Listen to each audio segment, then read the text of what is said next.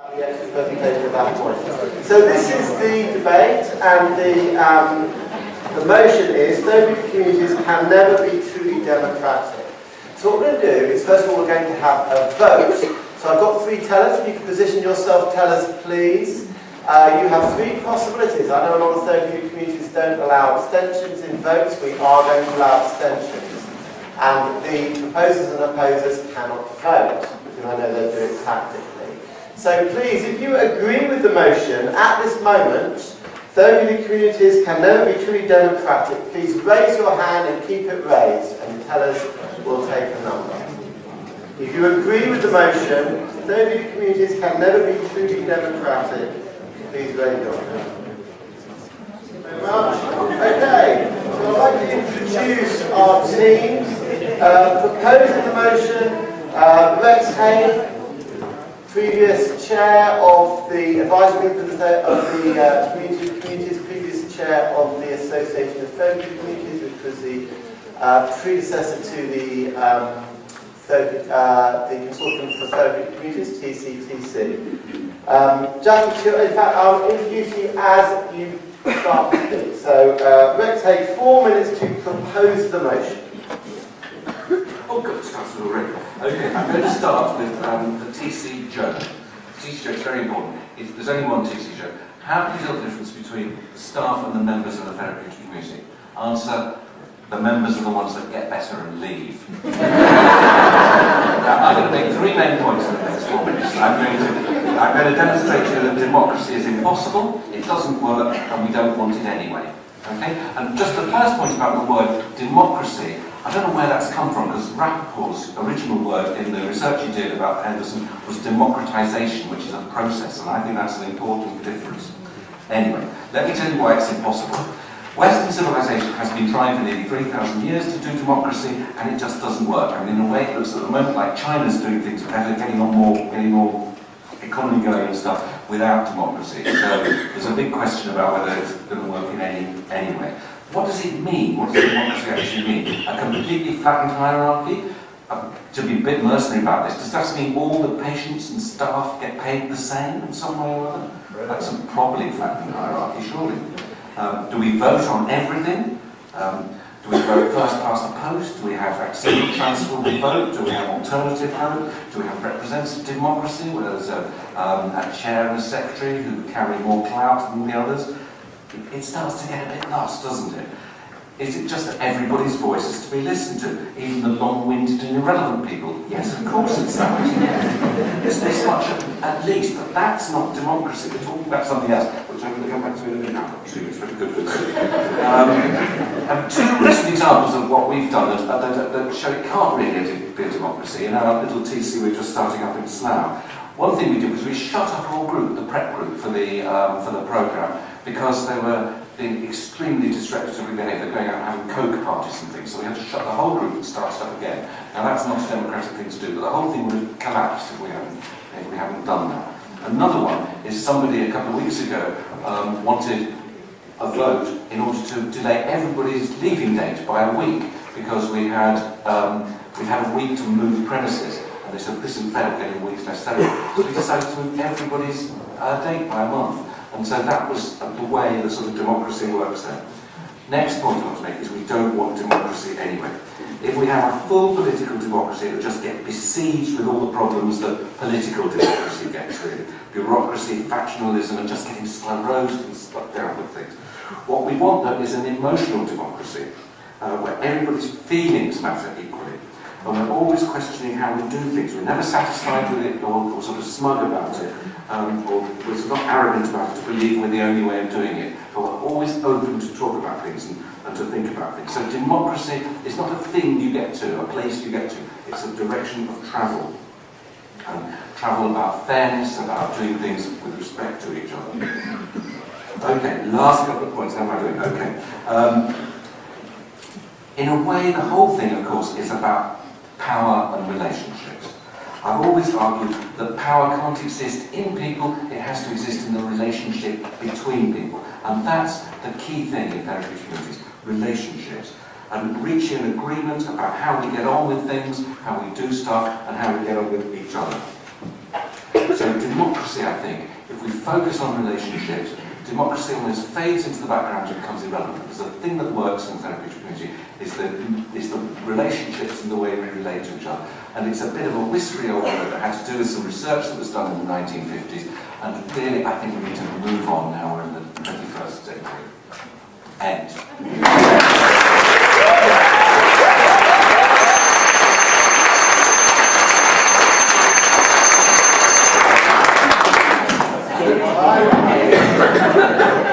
Alright, Jan, that's what we want, finishing 3 seconds early. So I'd like to introduce our first opposer, Jan Lees, TC researcher, one of the authors of the famous systematic review of 1999, and previous therapist at Francis Dixon Lodge. Jan, you have 4 minutes. Thank you. Okay, well obviously we believe TCs can be truly democratic and that democracy is an ideal to which all TCs should aspire. To say no TC ever, anywhere, anytime can be truly democratic is preposterous. So we could just stop there and claim that we won our argument. But we will put forward some arguments to support our unassailable claim. And I'm going to argue a bit about theoretically why TCs are truly democratic, and because I'm a researcher and a prosecutor of research, and Rhi's going to illustrate this in practice. Now I'm surprised to see Rex proposing this motion. We would have expected him to be on the same side as us, arguing passionately for TC democracy. But then we thought, he's a doctor. He's a member of an elite. The degree in Aristotle in particular, democracy, or the rule of the people, is the exact opposite of the rule of an elite. And it was in order to strip elites, and particularly the medical elite, of the power that TCs were formed, whether in the public or third sector, and led to banner slogans, particularly in the 60s and 70s, such as flatten the hierarchy, flatten the authority pyramid, all TC members are to be treated as equal, with one person, one vote as a basic tenet, and that's the really important fundamental tenet of democracy. TCs were intended to be more democratic, user-led, self-governing forms of therapeutic environment, avoiding the authoritarian, demeaning practices of many psychiatric and other institutions. I'd only been at the Henderson Hospital for 3 days when I found Stuart Whiteley, the medical director, with his head down the toilet, cleaning it. His argument was that it was his cleaning group's turn to do it, and it was his democratic duty to participate. So what is democracy? It's a dynamic, participatory form of government in which all eligible citizens vote in representatives to manage the government of their lives and have an equal say in the decisions that affect their lives, as TC members do with positions in the TC and decision-making about rules, boundaries and sanctions, etc. etc. Democracy allows eligible citizens to participate personally, equally, freely and directly in the life of their society, as TCs do. Now, democracy has taken a number of forms, both in theory and practice. Some varieties of democracy provide better representation and more freedom, but this does not mean they're not democracies. That means that modified TCs, such as we see in prisons or education, will still qualify as democratic institutions. Now, my argument basically is there are 2 forms of democracy, both of which concern how the whole body of all eligible citizens execute their will. One form is direct democracy, which is true democracy, or inclusive democracy, in which all eligible citizens have direct and active participation in decision-making about the way all aspects of their social lives are governed, as TCs do. Excuse me. What I wanted to do for the last minute that I've got is to look at some research which backs up what we're saying. Gary Winship studied democratic practice in 14 psychotherapeutic communities in the UK. He talked of the NHS in 2000, reiterating the context of democracy in psychiatry, and said it aspired to an ambitious agenda of participant relations between patients and staff, because the relationship between service users and between the service and patients is too hierarchical and paternalistic. Winship says, by the NHS's own definition of democracy, TCs have been there and done that, and they've done it for nearly 100 years. Winship says, and I quote, "There are some grounds to claim TC practice and its methods have at last emerged as a central aspired maxim of universal practice in the NHS, albeit in the form of a type of consumer model of democracy, where the principles of user involvement in the form of choice, voice and product loyalty are relevant." Winship assumes democracy in TCs and says he sets out to provide a brief overview of democratic approaches. He comes up with a new definition of democracy, which he calls dialogic democracy, where issues are discussed at length and opinions are canvassed in group meetings. He says there are degrees of democratic engagement in all TCs as a result of his research, but nowhere does he say TCs are not or cannot be truly democratic. So by all definitions I've quoted about what constitutes true democracy, TCs clearly can be and often are truly democratic.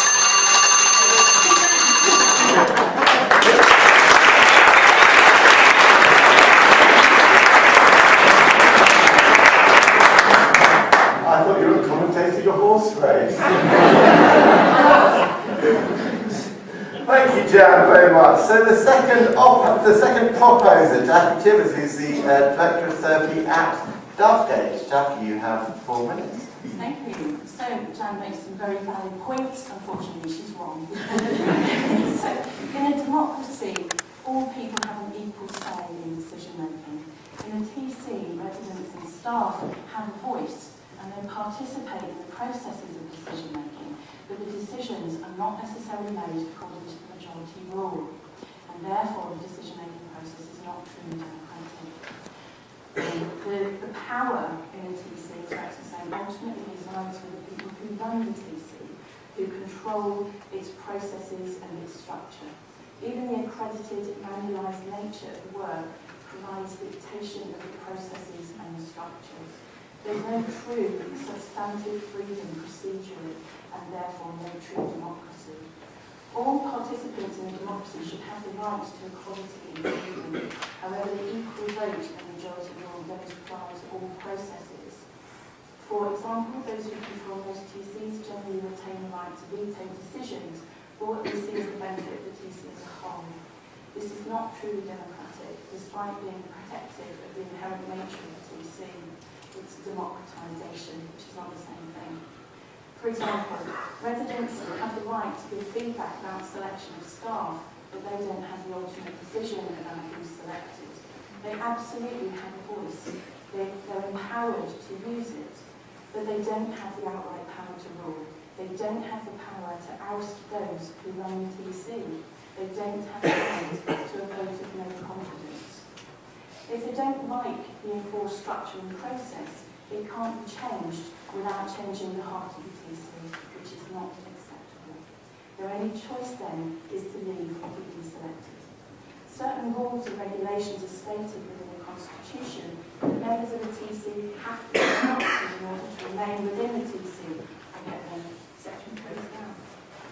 These rules and regulations are non-negotiable, so even if a majority of residents and staff wanted to dismiss them, it wouldn't be permitted by those in control, since the nature of the TC would be essentially changed.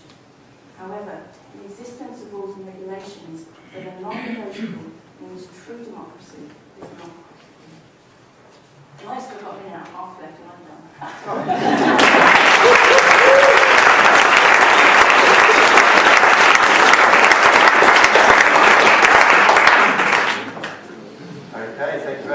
So, the second opposer is Rhianon, known as Rhi, who's an ex-resident of Francis Dixon Lodge. Rhi, you have 4 minutes. Okay, so what I hope to do is tell you a look at what Rex has said and what Jackie said and point out some potential flaws that you might find in their thinking. Firstly, going to kick off with Rex and this idea that TCs can't be democratic because it's much more preferable to live in that liberated state of China than it is to live here. That notwithstanding, democracy doesn't work because it all comes down to power within relationships. And if TCs are all about the power dynamics between the relationships between people, then don't we want democracy? Don't we want an idea that people should treat each other as if they have an equal voice and if they have an equal say, as if they have an equal level of importance and value to that community? That the contribution that someone might give to the community is different, but that contribution is equally valued by the community. If we're all about relationships, then an ethos of democracy is something that we should be holding closest to our hearts. Otherwise, we wind up in some kind of totalitarian regime that Jackie is terrified of, where there are rules imposed by a hierarchy that mean that it's completely impossible to opt out of something. I'd say Britain is a democracy. We have rules. There are things you cannot do. It's called a social contract. I choose to live in this democratic country, or I can choose to leave. I'd say the boundaries of a therapeutic community are exactly the same as the social contract of a state. They are rules that the people within that community come up with together, and rules that are open to question, discussion, rationalisation, explanation and change through a slow and organic process in the same way that democracy in Britain can and has worked. The idea that because you're not a completely autonomous individual, that you don't have complete sovereignty over making every single choice that you might have within that therapeutic community, doesn't mean it's not democratic. France is a democracy. It doesn't have complete sovereignty over doing whatever it pleases, because it's part of the European Union. It's chosen to be part of that. It's chosen those constraints over what it can and can't do. And we'd say that therapeutic communities are to a large part the same. They are part of a wider structure, be that HMP, the NHS, or they're beholden to local authorities in terms of funding for client members. There is a constraint over the sovereignty of a TC, but that doesn't mean that the TC doesn't have the ability to embody democratic values and hold democratic principles close to their heart. A democratic TC is one where the voice of every single member is facilitated and encouraged at every part of the therapeutic process and at every part of the life of that community. And with 51 seconds to go, that's all I've got.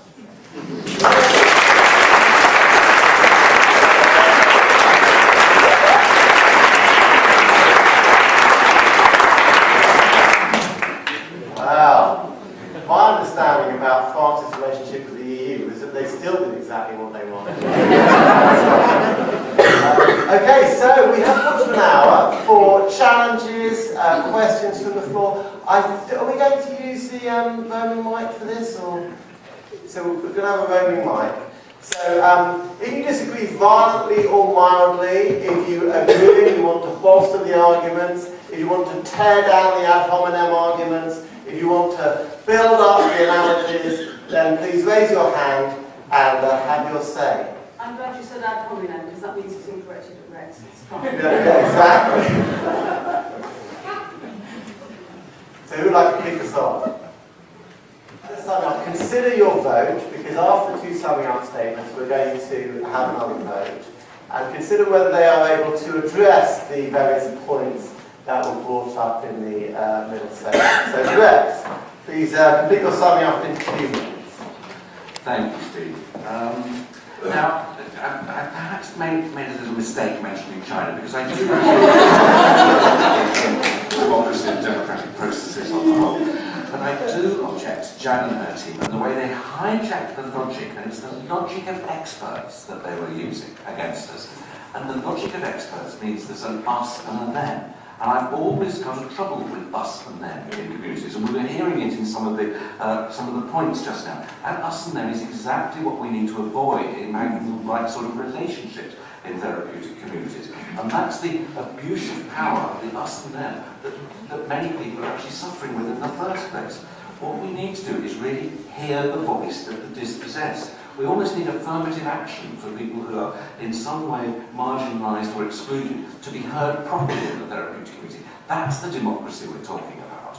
And I think we heard a couple of people talking about how difficult it is to actually make or understand what the vote is about, or how people may be in such a state that it's not possible to understand that with mental health conditions or whatever.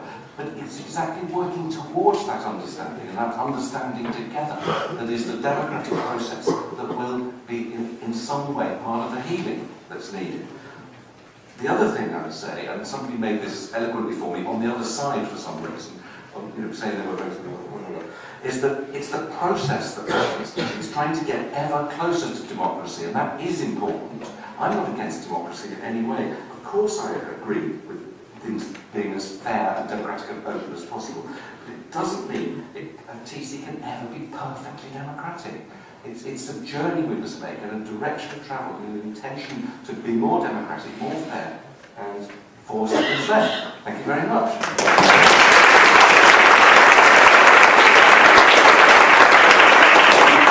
Thank you, Rex. I thought you'd change sides for me. But you said it at the last minute. Okay, and then we will sum up for the opposing team, where you have 2 minutes. I'd like to try and just address some of the questions from the floor.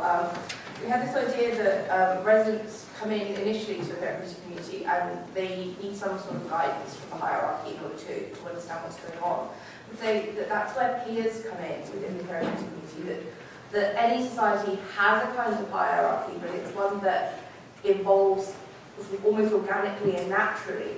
And the idea that there won't be a social hierarchy in a TC doesn't mean that the TC isn't democratic. It's that every voice is equal and every vote is equal. If we're voting, that every vote is equal, and it's not that the person who is at the top of the social hierarchy has magically grown and got 3 votes, whereas the new resident has but 1. Everyone has that 1 vote. And then I'm thinking about this idea that democracy is causing problems because people are voting on mobs, or they don't understand the discussion, or they're choosing easy options to not challenge themselves. Surely that's an opportunity as a therapeutic community to turn around and do some therapy. If you're having a discussion about democracy and voting and it's devolving into some kind of argument, or it's causing a friction within a relationship, that's a chance to explore why that friction is there, and that's a chance to learn and grow. And in that opportunity, in that instance, democracy is surely an inherently valuable thing. So I'm just coming back to Rex from the beginning. The democracy doesn't work, and even if it did work, we wouldn't want it anyway. No. Democracy isn't perfect. Democracy is a work in progress. Democracy is something to strive towards. And it's something that we should hold as absolutely key to our hearts as therapeutic communities, because we're about power and relationships, because we're about how we treat people and how we see each other and ourselves. Democracy is